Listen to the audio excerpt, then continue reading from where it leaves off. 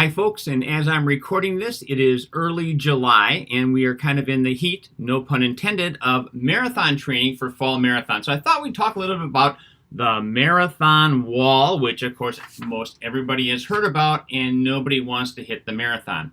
So I think at a really high level, there are three keys to success in the marathon. Your training is obviously important. Fueling hydration is very important, and then pace execution. And you will see that pace execution I have kind of tied back to fueling hydration and training because your pace is going to be very related to your training and your fueling and hydration.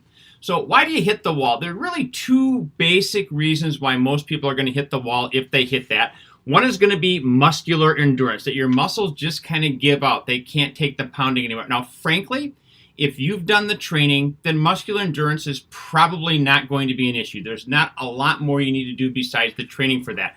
The big reason for most people hitting the wall is they run out of fuel. And you can see I've got the little fuel gauge down there, and it's not quite on empty. And the reason it's not quite on empty is you're never really out of fuel. I mean, if you're out of fuel, you would fall down at the finish. You wouldn't be able to get back up.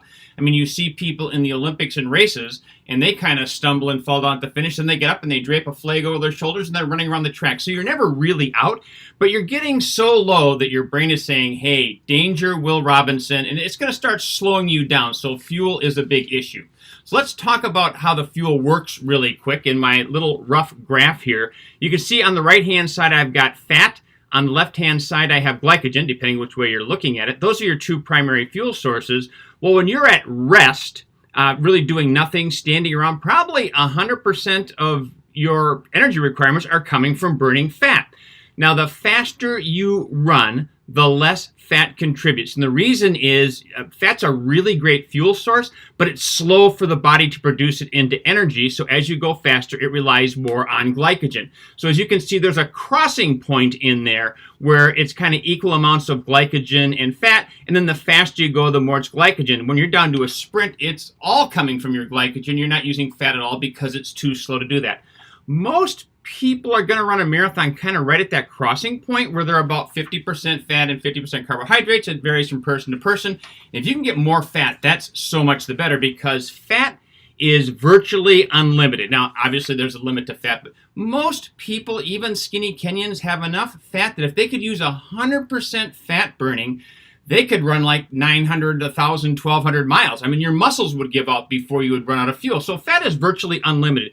Glycogen, Joe, is limited. You've got some in your liver, the rest in your muscles, a little bit in your blood, but that's it. I mean, you've got as much as you have in there. And frankly, unless you're running your marathon much slower than what you've trained to run, you do not have enough glycogen to make up for it, and that's why people will hit that wall. So we need to talk about, well, then what do you do to prevent that? Because obviously, that's what you want. So first of all, let's go back to fat burning.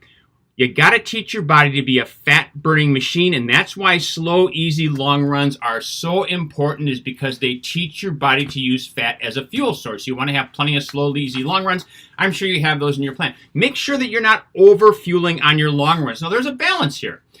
Some long runs you have to take fuel because they're long enough that you're going to need a little bit of fuel. And certainly, job one is to figure out how much carbohydrate you can take in, what works for you, etc. That kind of trumps everything. But after that, I'm an advocate for taking as little fuel as you need to, because every time you're taking that fuel, you're telling your body, hey, use this quick, easy sugar that I'm ingesting right now. Don't worry about the fat. And you really want to learn to be a fat-burning machine, because if you go and try and run that marathon and you're way past that X mark and you're burning way more carbohydrate than fat, chances are you're just not going to be able to take in enough carbohydrate to do that. So carbohydrates are fuel. That's the big thing to know. Most people, I shouldn't say most people, the range of carbohydrates that people, I guess is most people, can tolerate per hour is about 30 to 90, with the average person being 60 grams per hour. And that doesn't mean that you need to be shooting for 60 grams. Frankly, if you found out in training that you could tolerate 75 grams per hour,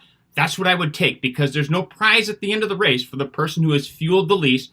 So important part of your training is to figure out what can you tolerate. Unfortunately, others are going to be closer to 30 because they can't tolerate it. Everybody's got some different tolerances in there.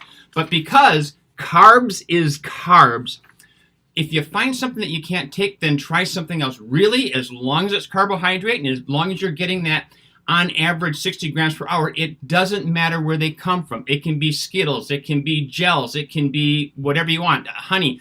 Years and years ago, before all these things existed, what people would do is they would take Coke or Pepsi, they'd let it sit out overnight and go flat, and they would drink that because it's just caffeinated sugar water. So carbs is carbs. It doesn't matter where they come from. You've got to get that 30 to 90 per hour, on average about 60. Now, if you end up at a point in the race, kind of later in the race, where you are feeling it in the stomach, you can't tolerate it anymore, it has been proven in studies that you can swish and spit.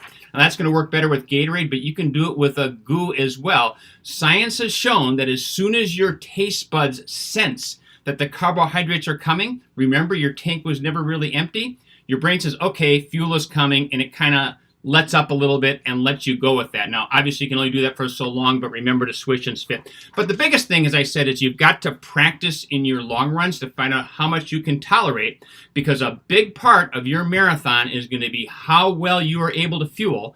And the better you're able to fuel, along with your training, along with that pacing, which relates back to the fuel, the less likely that you're going to hit a wall.